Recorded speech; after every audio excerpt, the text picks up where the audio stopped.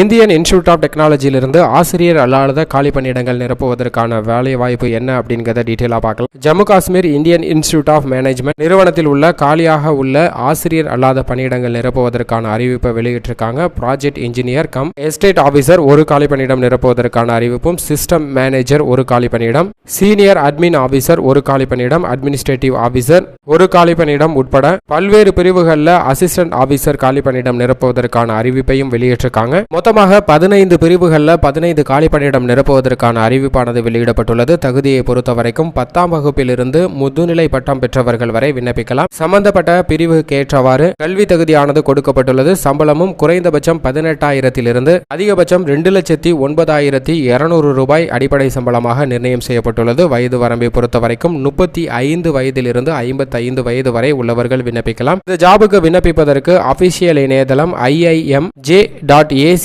என்ற இணையதளத்தில் விண்ணப்பிக்க வேண்டும். தேர்வு செய்யும் முறையை பொறுத்தவரைக்கும் எழுத்துத் தேர்வு மற்றும் நேர்முக தேர்வு அடிப்படையில் தகுதியான நபர்கள் தேர்வு செய்யப்பட உள்ளனர்.